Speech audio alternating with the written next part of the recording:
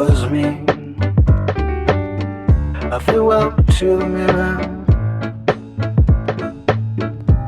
but there was nothing that I seen.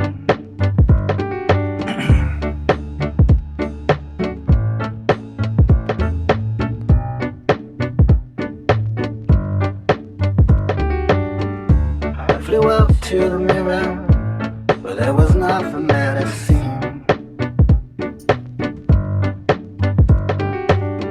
You lie, I cried. The butterfly wolf, and I died. You lie, I cried.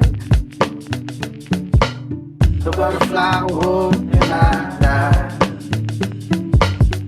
You lie, I cried. The butterfly wolf, and I died. You lie, I cried. The butterfly woke and I died. I jumped, I went to heaven, picked a strange and beautiful rose.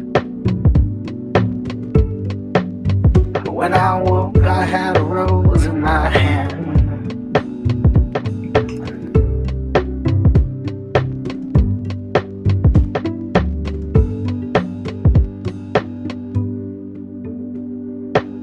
I jumped, I went to heaven, picked a strange, beautiful rose.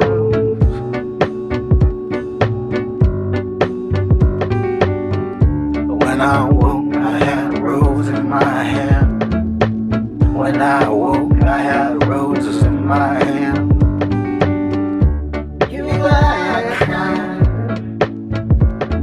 The butterfly woke and I died. You lie, I cried. The butterfly woke and I died. You lie, I cried. The butterfly woke and I died. You lie, I cried. The butterfly woke and I died.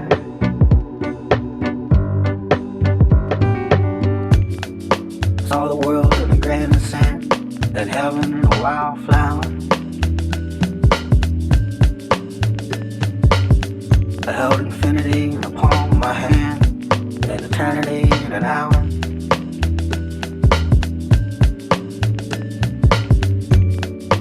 I dreamt I was a butterfly, dreaming I was me. I flew up to the mirror, but there was nothing that I seen.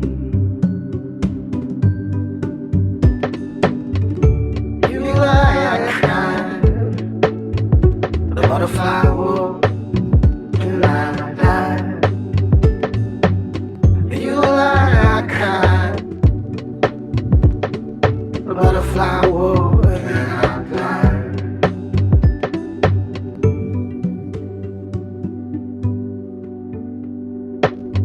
You lie, I cried.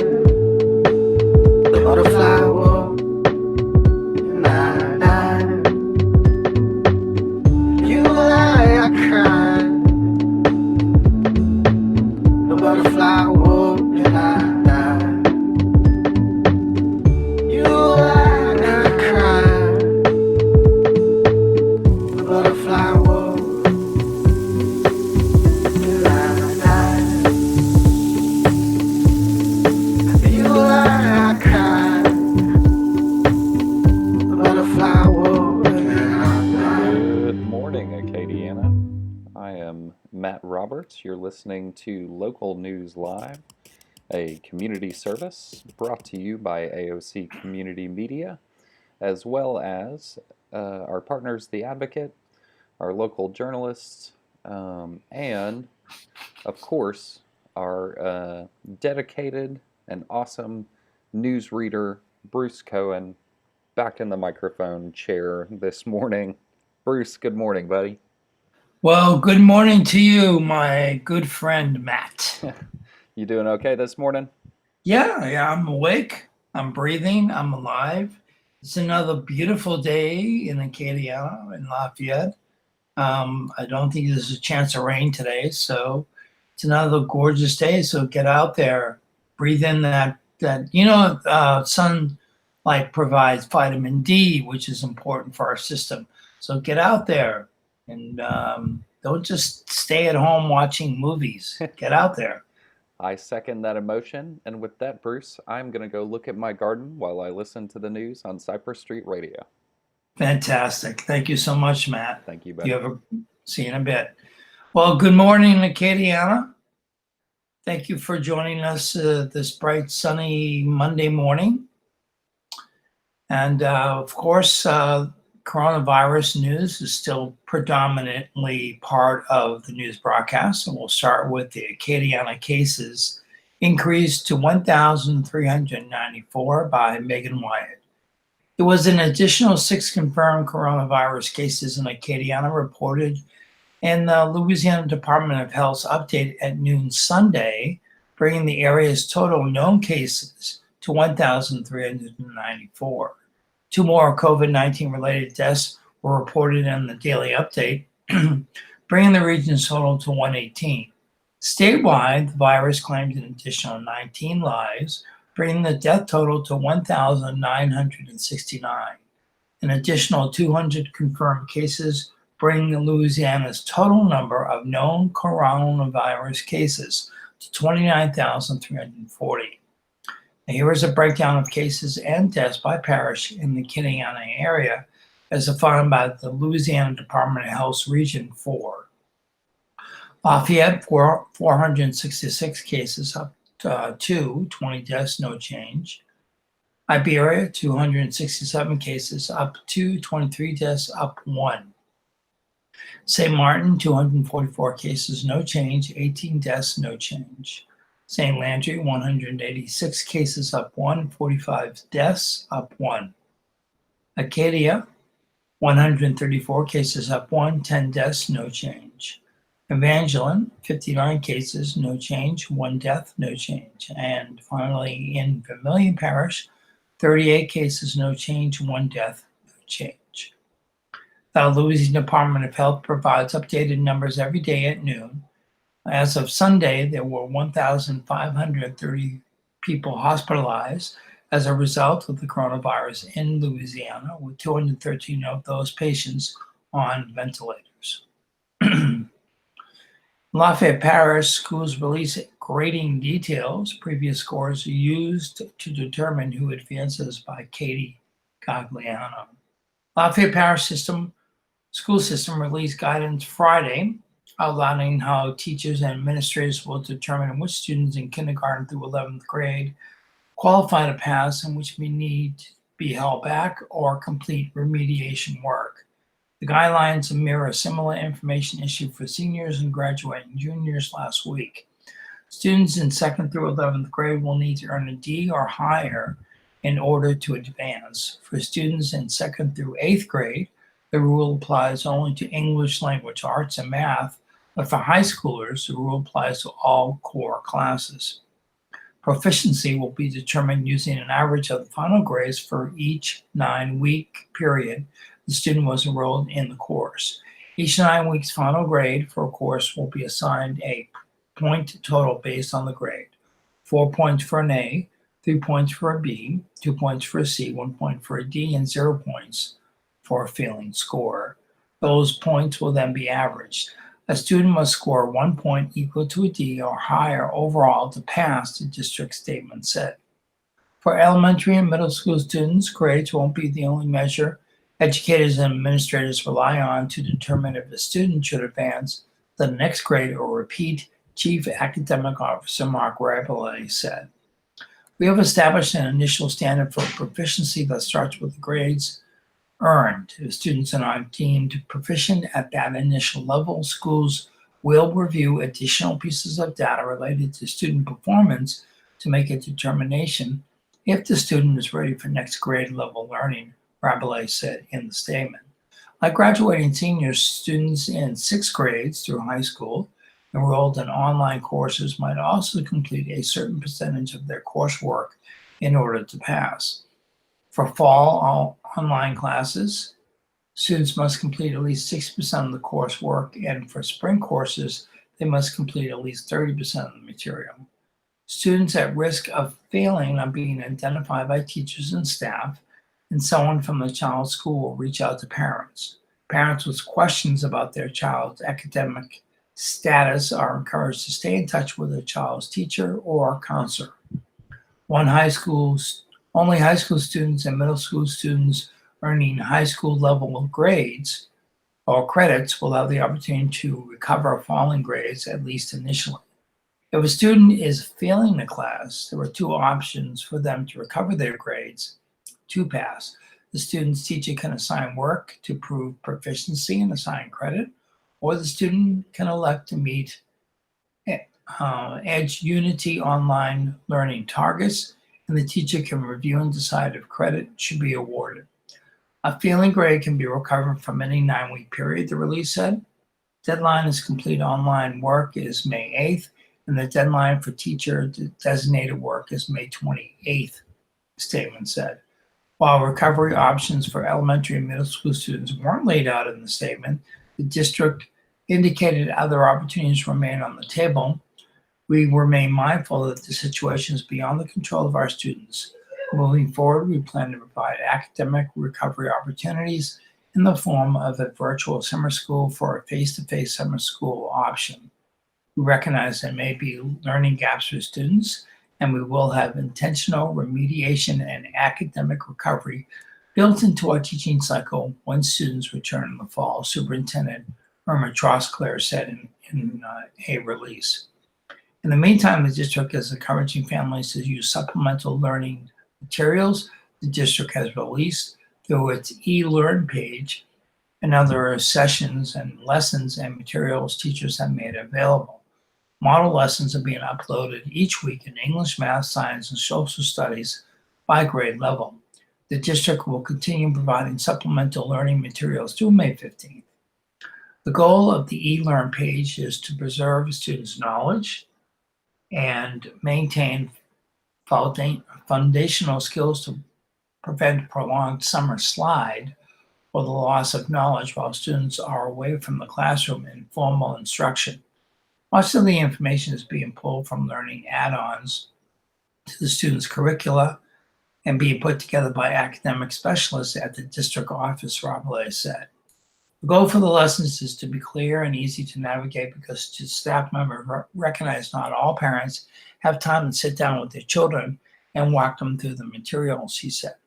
The lessons included connections, and scaling for diverse learners, including students with disabilities or learning difficulties. These are the guidelines for how students will be assessed for passing grades. In kindergarten, reading level of B and proficiency score and 70% of standards measured on the report card. First grade, reading level of G and proficiency score and 70% of standards measured on the report card. Second through fifth grade, students must achieve a minimum 3 quality points or a D letter grade average in English language arts and math to be promoted to the next grade level. Each 9-week period will count for 1/3 of the student's overall grade. 6th through 8th grade, students must achieve a minimum 3 quality points or a D letter grade average in English language arts and math to be promoted to the next grade level. Each 9-week period will count for 1/3 of the student's overall grade. And finally, 9th through 11th grade students must achieve a minimum 3 quality points or a D letter grade average in year-long courses and 1 quality point or a D letter grade in semester-long courses. For year-long courses, each 9-week period will count for 1/3 of the student's overall grade. And sticking with the educational aspect of the coronavirus, COVID-19 assembling a send-off, Lafayette principals exploring new ways to add spirit to senior year while socially distanced, by Katie Gagliano. Senior year is a milestone, and Lafayette educators are finding creative ways to make the experience special for teenagers whose high school careers ended abruptly because of the novel coronavirus pandemic. Lafayette High School Principal Rachel Brown said dealing with the sudden end of the school year has involved a grieving process for herself and the students. While hard for everyone, it's especially hard for the seniors who are hoping to appreciate their final weeks on campus, she said. I always like to say school is not a building, it's an experience. And this is definitely a different experience. These seniors who have worked 4 hard years for this time to be able to enjoy traditions and positive parts of the experience are having to find more creative, out-of-the-box ways to close out their senior year, Brown said. A team at the school has been rethinking Lafayette High's tradition to allow students to enjoy them while away from the campus, she said.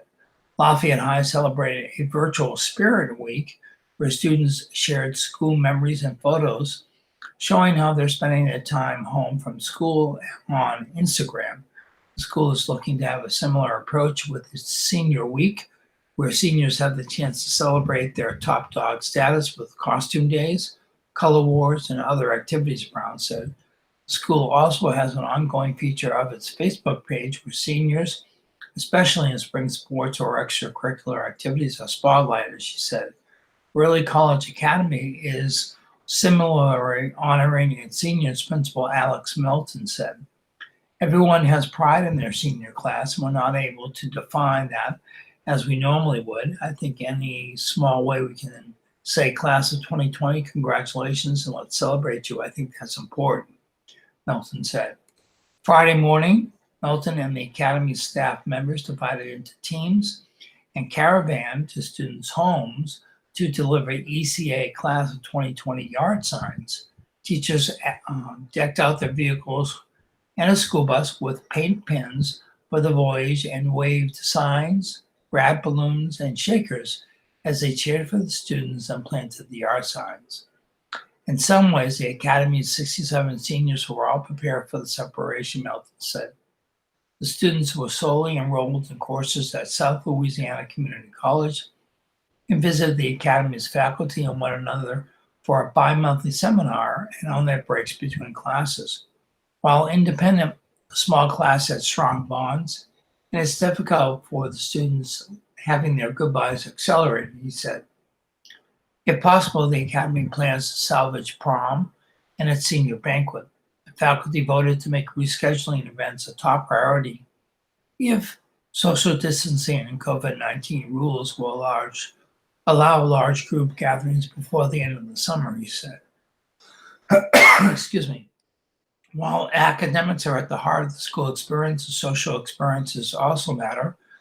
We all remember the good times we had in school. When we look back, I'm sure very few of them had to do with Shakespeare.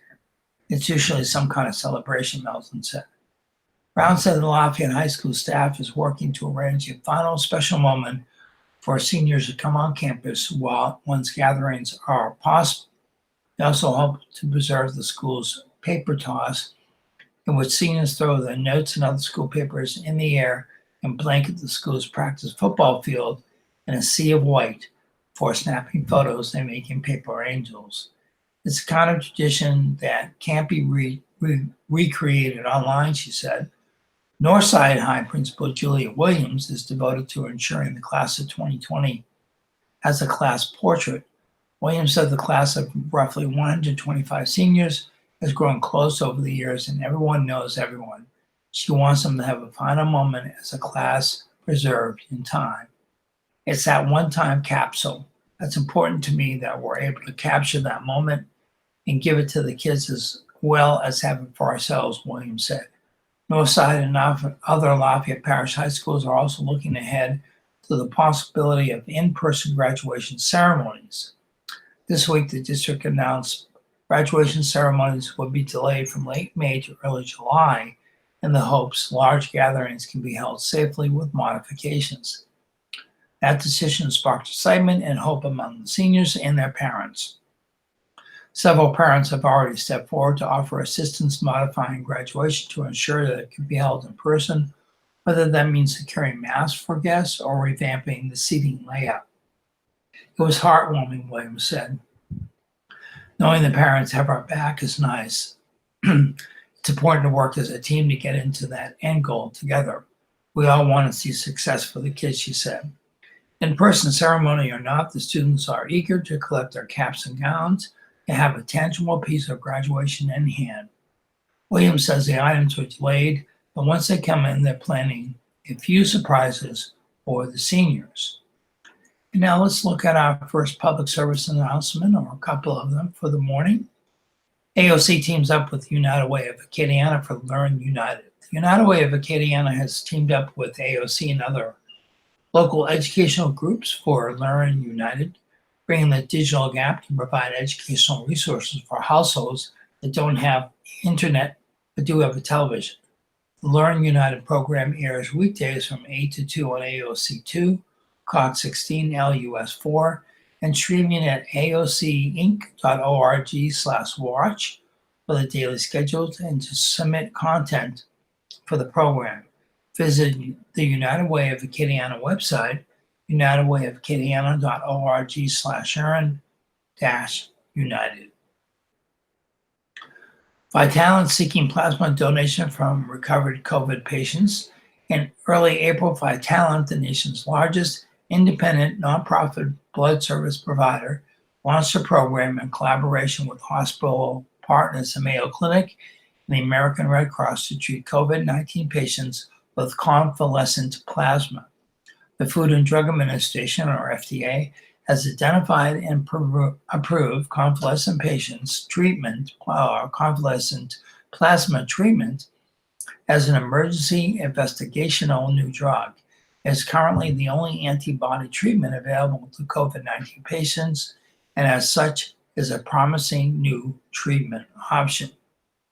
Donating convalescent plasma holds the additional promise of helping a critically ill COVID-19 patient turn the corner, said Cliff Newmark, Vitalant Chief of Marketing. Vitalant is seeking convalescent plasma donors to help patients. The eligibility criteria are prior diagnosis of COVID-19 documented by a laboratory test or a positive serological test for the SARS-CoV-2 antibodies taken after recovery, complete resolution of symptoms for at least 14 days, and meet all other FDA donor eligibility requirements to donate plasma. Even with these requirements, there may be additional tests or other criteria required. In some instances, those who have recovered from COVID-19 may be able to donate even if they did not have an initial laboratory test. Those who meet the above criteria and want to donate plasma are encouraged to apply through the Vitalant website at vitalant.org/COVID-free. That's COVIDFREE. For more information, please call 566-287-5762. That's 566-287. That's 866-287-5762. 866-287-5762. Okay, going back to the news. And we have interesting story here. It's always nice to have a story that brightens up the day a little bit amongst all the coronavirus news that's out there. Always Aniston. Lafayette family pushes to improve Louisiana medical testing by Megan Wyatt. Aniston Bazar died just 3 weeks before her 6th birthday, but they didn't stop her from experiencing life to the fullest. The Lafayette girl with Crab disease became a cheerleader, danced in a recital, attended prom, traveled the country, and started her own clothing brand. She captivated thousands during her short life and inspired the Louisiana legislature to pass a law in her name. We never really treated her like we'd be losing her, said Aniston's dad, Corey Bazar. We never planned for her funeral. We refused to. Not that we were in denial, Lisa Bazar, Aniston's mother, chimed in. We knew it would come. They had watched their daughter beat the odds in every other way, so Aniston's parents thought she would be discharged from the hospital and return home to celebrate Easter and her birthday later that month. They had an Easter dress, bow, and basket waiting at home for Aniston. They had purchased her birthday gift. I guess we treated every day like it was going to be the last, Corey Bizarre said. We never stopped planning for anything. Even when she got sick, we were planning our next trip to the Grand Canyon. Corey and Riza Bizarre still planning to take that trip with their 7 and 9-year-old sons. Will certainly be different from expected. They won't have to take the wheelchair accessible van or pack an extra 15 bags for Anderson's medical equipment, food, and other supplies. We'll probably go as soon as the restrictions are lifted and people calm down, Riza Bizarre said. We miss our daughter every second of every day, but we have an overwhelming peace knowing we gave her a fun-filled life. But as Riza and Corey Bizarre say goodbye to their daughter in the same hospital where she was born 6 years earlier, couldn't help but notice a parallel they said highlights Louisiana's need to update medical testing labs and protocols. Last month, they were awaiting test results to determine if Anderson had the coronavirus.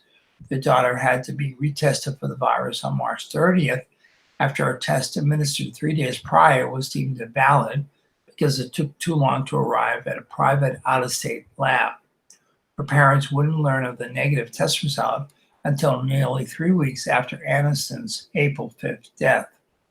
In April 2014, they thought they were bringing a healthy baby girl home from the hospital because her newborn wasn't tested for Crab disease. The inherited disorder destroys the protective coating of nerve cells in the brain and nervous system, leading to poor motor skills, brain function, muscle tone, hearing, and vision.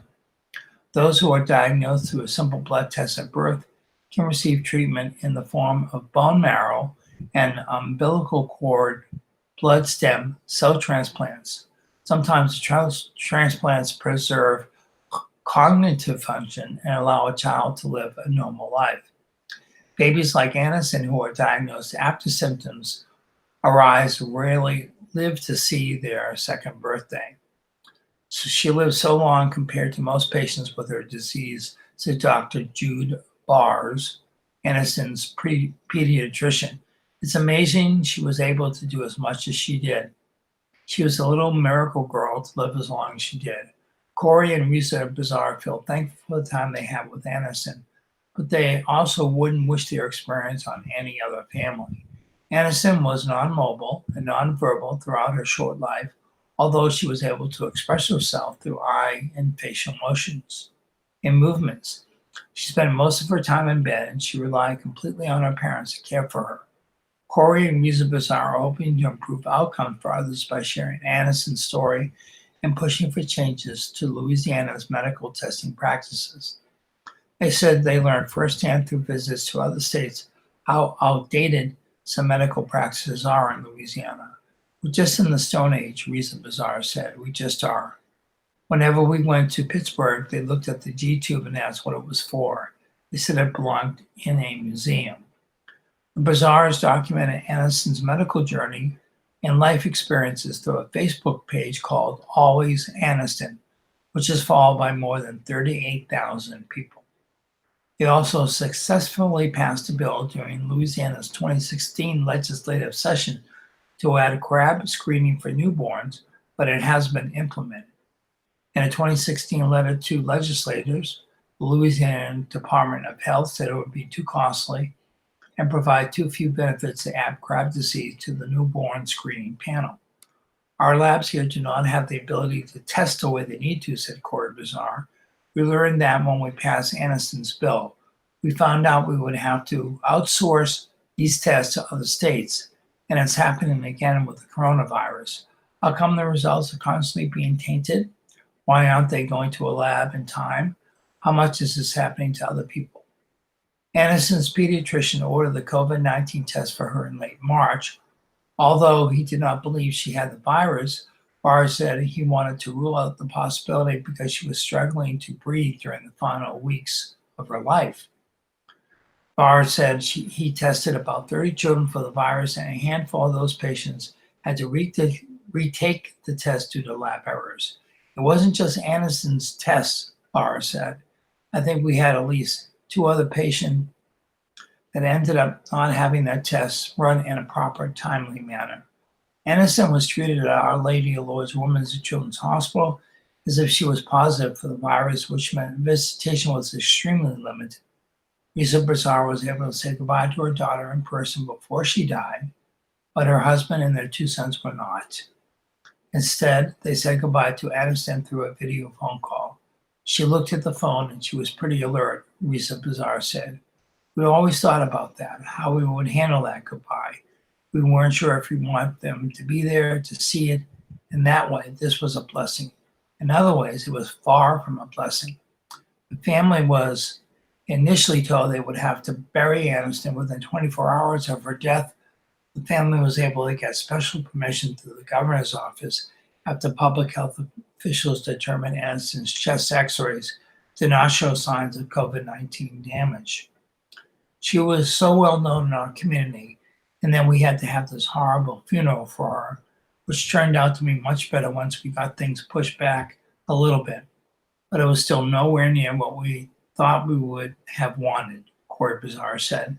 And even in the hospital, there's all these like visqueen walls and doors you have to go through.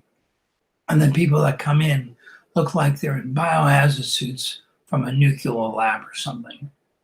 Although Aniston's funeral service was limited to immediate family because of coronavirus restrictions, extended family and friends were able to pay respects to her through a drive-through visitation at the funeral home on the morning of the service.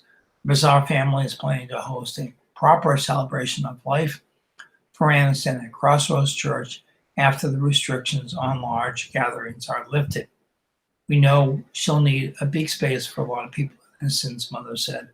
I really don't know how her story has hooked so many people. How did one little girl do all of this? All right, it's that time of the broadcast when we go to our day in history and the zodiac, or the horoscope, as I like to refer to. But first, let's read a couple of PSAs.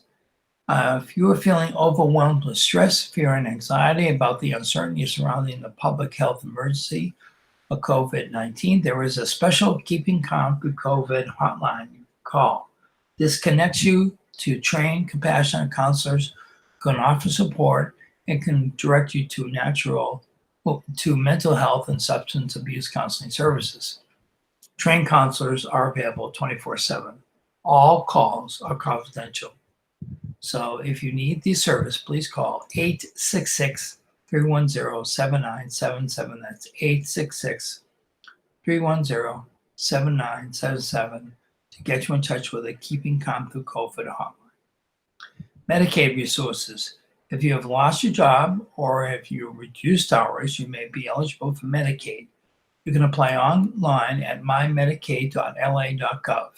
You can also apply by phone by calling 1-888-342-6207 or by mail by sending information to Louisiana Medicaid P.O. Box 91283, Baton Rouge, LA 70821. Local Medicaid offices are currently closed to the public. If additional assistance is needed, you can call 888-342-6207. Stop the spread, call instead. For the latest local COVID-19 updates and information, visit www.311lafayette.services. Call centers with volunteers and medical professionals and are active 24/7 at 311 to answer your questions on COVID-19 and determine if you need to get screened. You may also call 311 and press option 2 if you're a business owner, employee, or looking for a job to get information about applying for a small business loan, recovery loans, apply for unemployment benefits, and related programs. All right, so looking at this day in history. Today is Monday, May 4th, the 125th day of 2020. There are 241 days left in the year. Today's highlight in history: on March 4th, 1970, Ohio National Guardsmen opened fire during the anti-war protests at Kent State University in Ohio, killing 4 students and wounding 9 others. And that's a very important day in our history. On this date in 1916, Responding to a demand by President Woodrow Wilson, Germany agreed to limit its submarine warfare. However, Germany resumed unrestricted submarine warfare the following year. In 1932, mobster Al Capone, convicted of income tax evasion, entered the federal penitentiary in Atlanta. Capone was later transferred to Alcatraz Island. 1942, the Battle of the Coral Sea, the first naval clash fought entirely with carrier aircraft, began in the Pacific during World War II. The outcome was considered a tactical victory for Japan, but ultimately a strategic one for the Allies. 1945, during World War II, German forces in the Netherlands, Denmark, and Northwest Germany agreed to surrender. In 1959, the first Grammy Award ceremony was held at the Beverly Hilton Hotel. Dominica Mondongo won Record of the Year and Song of the Year for Nel Bleu de Pinto Qui Bleu Volare. Henry Mancini won the Album of the Year for the music from Peter Gunn. In 1961, the first group of freedom riders left Washington, D.C.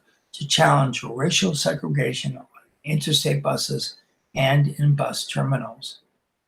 In 1998, Unabomber Theodore Kaczynski was given 4 life sentences plus 30 years by a federal judge in Sacramento, California, under a plea agreement that had spared him the death penalty. In 2006, a federal judge sentenced Zacharias Mususu to life in prison for his role in the 9/11 attacks, telling the convicted terrorist he will die with a whimper. 10 years ago, a Pakistani-born U.S. citizen was charged with terrorism and attempting to use a weapon of mass destruction in the botched Times Square bombing. Faisal Shirzad later pleaded guilty, plotting to set off a propane and gasoline bomb in an SUV, and was sentenced to life in prison. 5 years ago, Stephen Curry of the Golden State Warriors was named winner of the NBA's Most Valuable Player Award. 1 year ago, Maximum Security became the first Kentucky Derby winner ever to be disqualified for interference. The decisions by stewards at Churchill Downs made 65-1 Longshot Country Horse the official winner. Today's birthdays: Catherine Jackson, matriarch of the Jackson musical family, is 90 years old. Jazz musician Ron Carter, bass player, 683. Pulitzer Prize-winning political commentator George Will is 79. Actor Richard Jenkins, 73. Singer Jackie Jackson of the Jacksons is 69. Singer-actress Pia Sedora, 68. Rhythm and blues singer Alita Adams, 67. Country singer Randy Travis is 61. Actor Will Arnett is 50. Rock musician Mike Dirnt from Green Day is 48. Contemporary Christian singer Chris Tomlin is 48. And rapper-singer Jidenna is 35. The thought for today: goodness armed with power is corrupted, and pure love without power is destroyed. Quote from Reinhold Neubar, American theologian, 1892 to 1971. And just to let you know that the Acadian Advocate, has been running an article for almost a month now called The Acts of Kindness. Tell us what you're seeing out there. This is a tough time for all, but that hasn't stopped people from reaching out to lend a helping hand. For stories we're calling Acts of Kindness, we want to know about them. They can be big or small: neighbors buying each other groceries, a laid-off worker getting a little help with bills, running errands for those who are housebound, a friend or family member reaching out to see how you're doing, etc. If you want to be part of our coverage, send those acts of kindness to theadvocate.com/acts of kindness nominations. And I know those acts of kindness are happening every day in our community and throughout the world. Okay, getting back to the news, and the crime blotter in the Acadiana area. Kaplan man fired AR-15, fled scene, staff and KATC report. A Kaplan man was arrested Saturday after police said he fired an AR-15 rifle at another person near his residence, according to a report by KATC TV. Police were called to the 200 block on North Boudreaux Ave on Saturday afternoon in response to a call of shots fired. The suspect, identified as Brian Broussard, fled in his vehicle with his family. Kaplan Police Chief Joshua Hardy told the TV station. Broussard was captured soon after, just outside his Kaplan city limits, west of LA 13. During an investigation, police discovered that Broussard had fired his AR-15 rifle at the unidentified victim next to his residence. The victim's vehicle was also shot multiple times, Hardy said. Broussard was arrested on counts of attempted second-degree murder, aggravated flight from an officer, terrorizing, aggravated criminal damage to property, illegal discharge of a firearm, speeding, reckless operation of a vehicle, and stop sign violations. The Vermilion Parish Sheriff's Office assisted Kaplan Police with the investigation. And looking to state news, the 2020 legislature session resumes. Much work ahead in the next 28 days. Story by Mark Ballard, Capitol Bureau Editor for The Advocate. When the Louisiana legislature gavels back into session at 9 a.m. Monday, I believe that's today, and it's already past their time, so they're in session. The only issue that lawmakers can come close to turning into law will be the only one on which they won't vote: whether the Gulf fertility becomes the official state butterfly. Both chambers were set to vote on near identical bills when the legislature suspended March 16th its 85-day annual session, only 5 legislative days in, to help stem the community spread of the novel coronavirus. A couple of word changes on one or the other bill, and that legislation could be headed the governor's desk by sundown on Monday. I don't think we're going to do any butterfly bills, said Senate President Paige Cortez, Republican from Lafayette.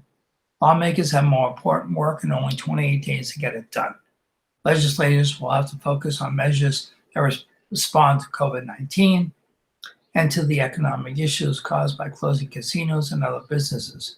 COVID-related bills that we have, economy-related bills that we have, and the budget, those are the priorities, said House Speaker Clay Schnexcider, Republican from Gonzales. Not all legislators are on board with showing up Monday. Democrats, the Legislative Black Caucus, and others want to wait until May 15th when the stay-at-home directive is set to be lifted. But Cortez and Schnexcider said waiting that long would require too many committees to meet at once. Instead, they plan to spread out hearings so that more than one committee can be used, thereby keeping social distancing. Senate needs to consent on appointments, and lawmakers need to renew a handful of state agencies to allow them to continue operations. The Department of Transportation and Development and the Department of Wildlife and Fisheries are among those on the list this year. Mostly legislatures will be dealing with the roughly $30 billion budget that pays for public schools, health care for about 1 out of 4 residents, supplement law enforcement salaries, and all manner of other state services.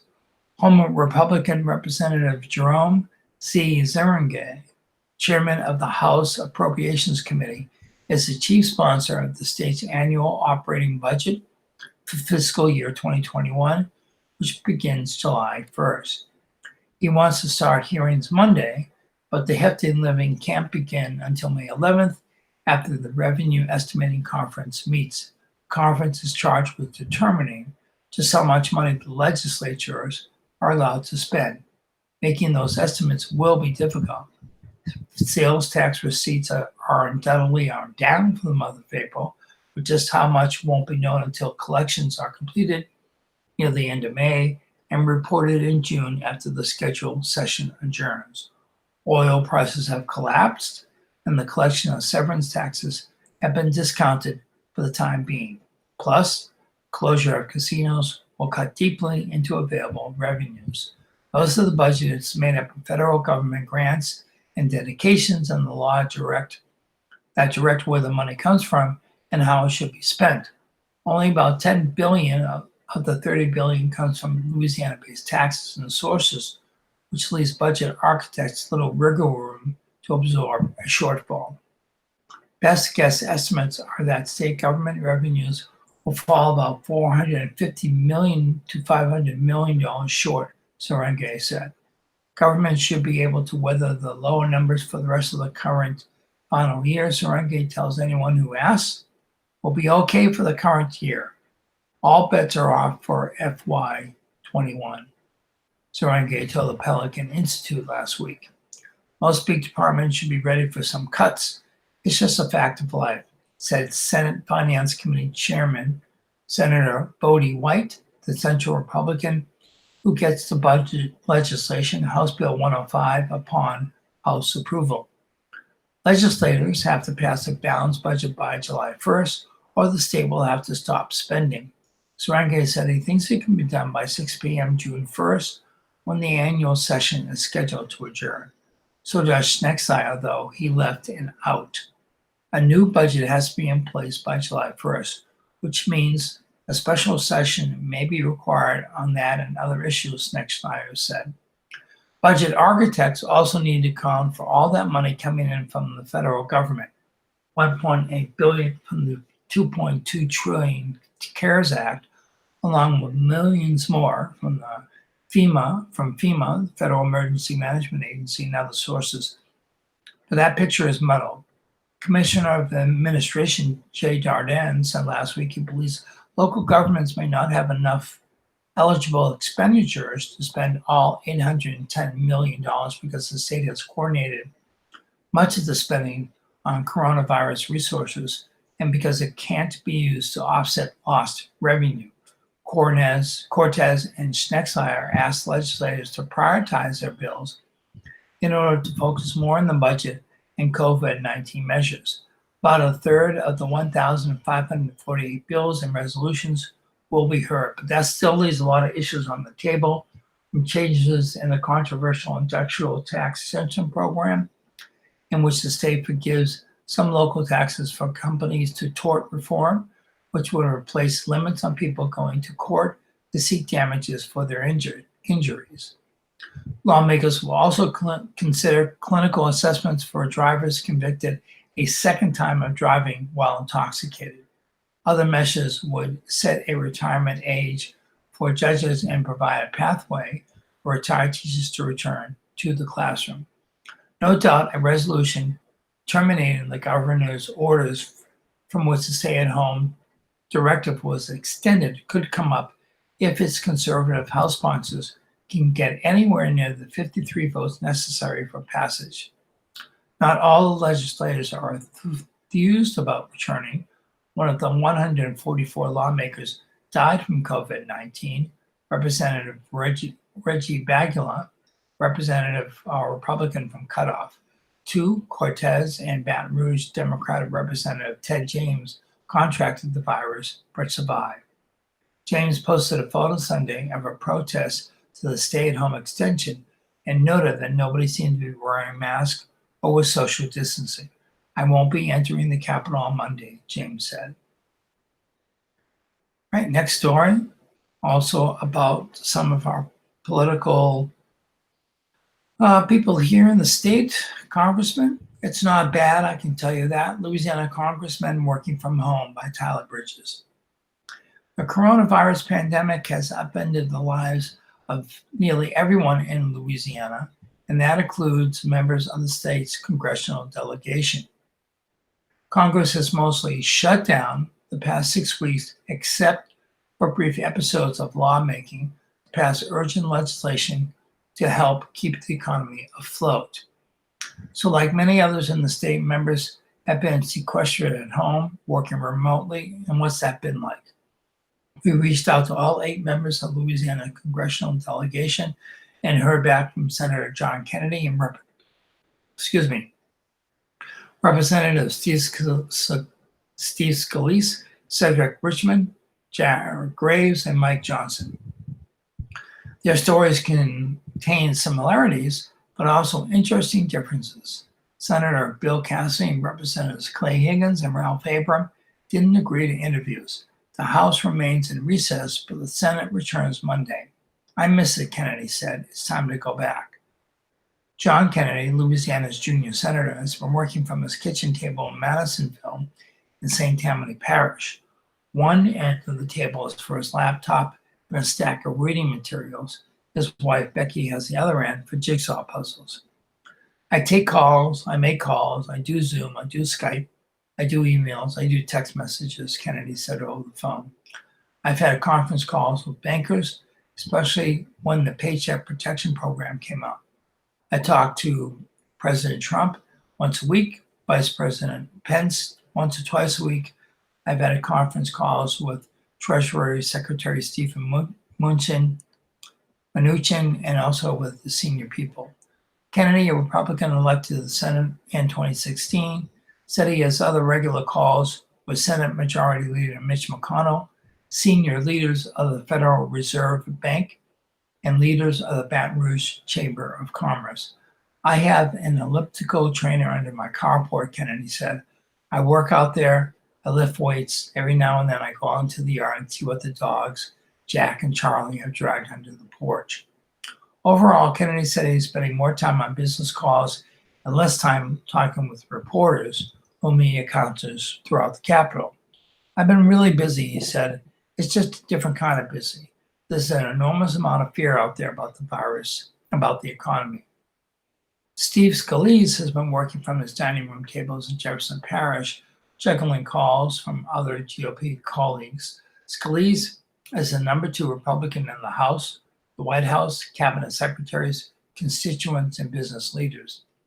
For TV interviews, he positions a blue backdrop with his name and the title of the congressional logo behind the dining table.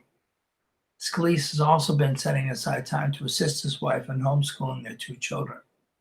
Unable to attend his weekly physical therapy sessions, Scalise is going on bike rides with his family on the Mississippi River levee. Earlier this year, he was able to finally discard the cane he had been using since his 2017 shooting just outside of Washington, D.C. that nearly killed him. It's very liberating to walk without a crutch, he said. 10 days ago, Scalise went to Washington for the first time in a month to help ensure passage of the 3rd Congressional Relief Package. He had lunch the following day with Trump at the White House. Everyone who goes into the White House gets tested, Scalise said. I was negative. Senator Richmond's also working from his dining room table, which normally doesn't get much use at his home in New Orleans East. Throughout the day, Richmond, a Democrat first elected to the House in 2010, is on conference calls with the Congressional Black Caucus, the Democratic Caucus, the Congressional Black Caucus Foundation, which he chairs, constituents. I still take a bunch of calls from different people about the Paycheck Protection Program, he said. It's a frustrating program. The Treasury gets to pick winners and losers. You never want bureaucrats to pick winners and losers. You don't have a bunch of congressional rules, you have a bunch of congressional intent. That intent is not enforceable by law. The backdrop for his Zoom calls and TV interviews is a small model of the U.S. Capitol and 3 Jazz Fest posters. Richmond is also biking, throwing a ball, and hitting a golf club with his 6-year-old son, Cedric Jr. I'm his personal assistant, Richmond said. It's not bad, I can tell you that, he said about working remotely, adding that he doesn't miss flying back and forth between Washington each week. Garrett Graves is working from the Baton Rouge Congressional Office. It's normally filled with 15 to 20 workers, but everyone besides him and the chief of staff is working from home. Why not at home? We have 3 kids who are all pretty busy with school and other activities, he said. We also have a herd of dogs and want to eat the mailman, the FedEx man. Doesn't gel well with Zoom calls. Like Kennedy and Scalise, Grace has been on conference calls aimed at finding ways to assist Louisiana's beleaguered oil and gas industry and with constituents about the Paycheck Protection Program. Graves runs for exercise. One night he walked around the LSU lakes at 10:30 p.m. I needed to clear my head, he said. Grays, a Republican first elected in 2016, said he and his staff have learned to work effectively during the pandemic. I know you're going to see when things reopen more utilization of technology for more virtual meetings, he said. I think there will be permanent changes to how we conduct business and how we travel. Mike Johnson, with 4 children at home, Johnson has been working what he calls the quietest part of the house, a finished attic above the family's garage in Benton in Bossier Parish. Bookshelves provide the backdrop for his Zoom calls. During the national interviews, I get to go to a district office because it has a nicer backdrop, Johnson said. Other than the interviews and shopping trips to Walmart, where he goes unrecognized with his mask and baseball cap pulled low, Johnson has remained close to his home. I supported the stay-at-home orders and don't want to be a hypocrite, said Johnson, a Republican first elected in 2016. I believe the last several weeks has been the busiest time of my professional career. This may be the first time in history that every constituent has had an urgent need all at the same time. Every family, every business, every municipality. One of my challenges is that I've had the same cell phone for 12 years. A large number of people have it. At a time like this, I get a lot of direct calls and text messages. I generally want to solve all of those issues. It's an endless list of challenges. We have been working ourselves ragged. Everyone is in dire straits. It's taxing to hear this all day. In other coronavirus news, COVID-19 drug users more vulnerable to virus, clinics taking steps to help by Jacqueline de Roberts. Health experts warn that people who use drugs are particularly vulnerable to COVID-19, the disease caused by the coronavirus. Not only do their potentially compromised lungs and respiratory systems mean they could face a higher risk from the infection, stay-at-home orders have made it more likely that they will use drugs at home alone, leading to greater risk of overdose. This has advocates and clinics looking for ways to help their clients while still following social distancing rules. Jordan, who asked to use a pseudonym for the story, describes herself as a daily heroin user. She wakes up every other morning and makes the trek to a nearby methadone clinic for treatment. Though the New Orleans clinic is close to her apartment, Jordan still worries about coronavirus contact. A host of potential exposures exists between her front door and her scheduled dose, which reduces opiate craving and withdrawal. The buttons, steering wheel, and door handles of the car she borrows, the gas pump when she refills the tank, the communal pen she uses to block out her name on the prescription bottle before she throws it away, per clinic policy. In the first 3 weeks of the pandemic, Jordan said the clinic was limiting occupants to 10 people at a time. That meant the line outside stretched for blocks while people crowded everywhere to wait for their turn. Everyone was getting very nervous and scared, wanting to be as close to the door as possible, she said. It didn't feel super safe. She said throughout the month, the line thinned as stable patients got approved for take-home doses, and that could be re-upped at longer intervals than a couple of days. If Jordan stopped going to the clinic, she could experience painful withdrawals, so cutting her dosage short is not an option.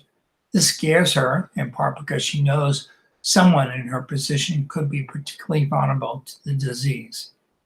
Patients who use drugs potentially face a higher risk if they contract COVID-19, according to the National Institutes of Health. The disease attacks the lungs, which threatens people who smoke tobacco or marijuana, and the dangers opiates and other drugs pose to overall respiratory health might make it harder to recover from COVID-19. Jan Slean Laughinghouse, interim executive director of Capital Area Human Services, said she and her colleagues in Baton Rouge have been working to address the needs of people across the spectrum of drug use using this uncertain time. And let's see.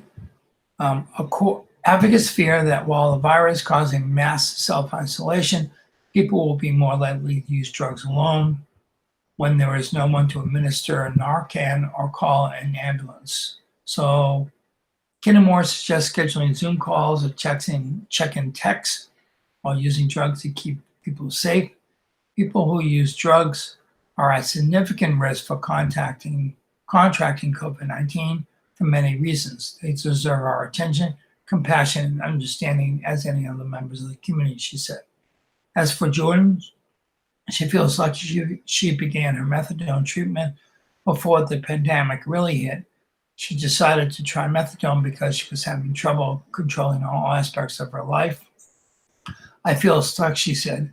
For me, going on methadone was regaining some control of my life and having more options. That feels good. This past week, Jordan was approved for a 2-week take-home dose. She's relieved.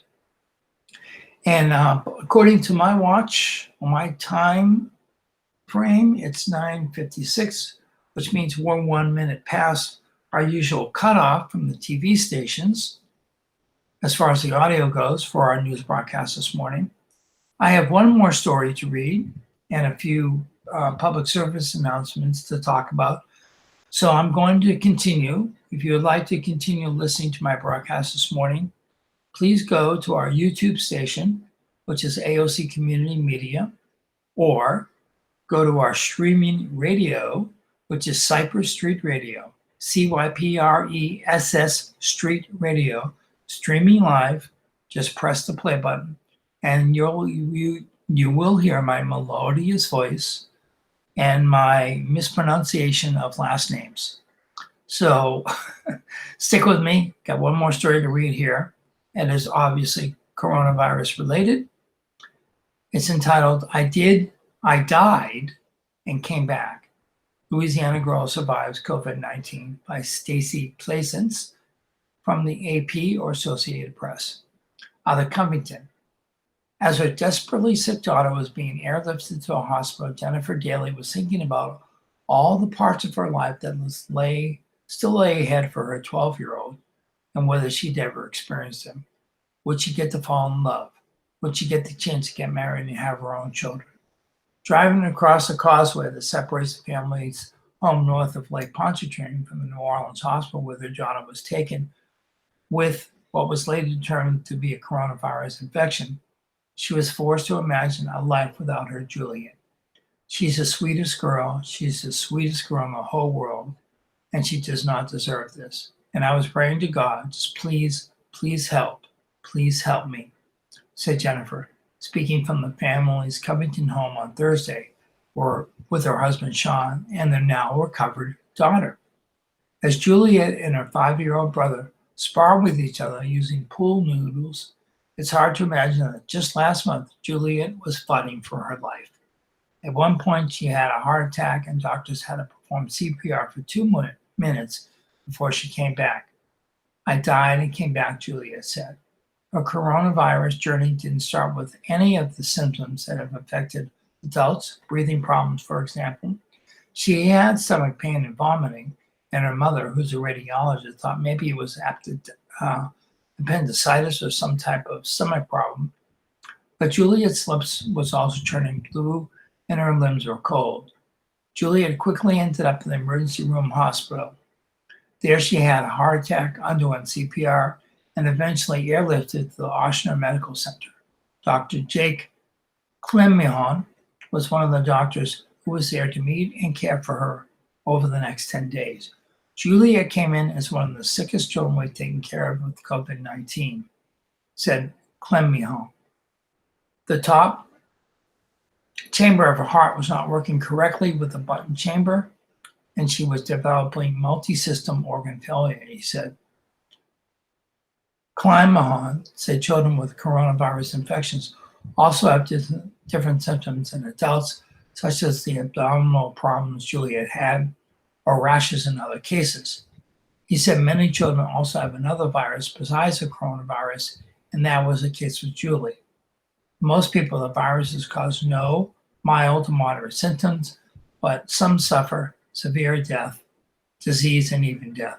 Juliet was on a ventilator for 4 days, during which she was sedated and then was eventually able to breathe on her own.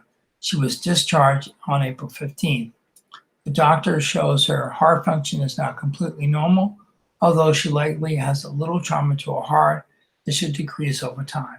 Climate expects she'll have a totally normal life. When she regained consciousness, her parents said she immediately worried about missing school. Her mother said that when she was told Julia just what happened, her eyes got as big as saucers. At first, I was freaking out a lot, Julia said. And then she was worried about whether there were any lasting effects to her body. Jennifer said she and her husband hadn't known anyone who's ever been infected with coronavirus until their daughter became so drastically ill. But they hadn't gotten her to the hospital when they didn't know she'd be alive today. She's glad Julia doesn't remember those 4 days on a ventilator, days Jennifer will never forget. And that's it for the stories this morning. A few more public service announcements. Free lunches will be served daily starting at 11 a.m. at the Robo-Show Center located at 1919 East Landry Road. The Robo-Show Recreation Center is open for to-go lunches. Only a limited number of lunches are available to pick up for individuals who find themselves suddenly and at no fault of their own unemployed or underemployed due to the COVID-19 crisis. Lunches will be served again today starting at 11 a.m.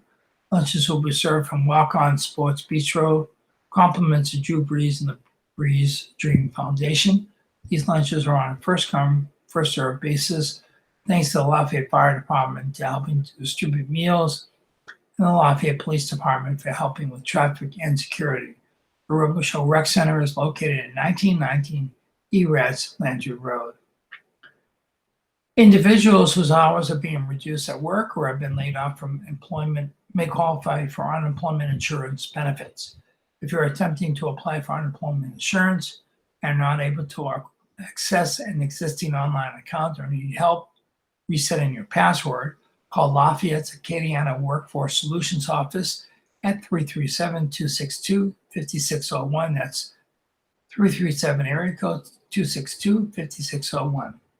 Due to high call volume, some calls may not be answered immediately, so you can call again at a later time or contact one of Louisiana's local offices for assistance at laworks.net/downloads/capital WFD capital AJC _contacts.pdf. In addition to unemployment insurance benefits, individuals looking for supplemental income can consider local unemployment opportunities with businesses who are seeking temporary, part-time, and full-time workers by visiting the COVID-19 Help Wanted resource page at lafayette.org/helpwanted or LEADA's virtual job fair page with local businesses seeking to hire local candidates for full-time employment opportunities at lafayette.org/jobs. And finally, the DTA home sessions are continuing. They're continuing, and we do have one this Friday.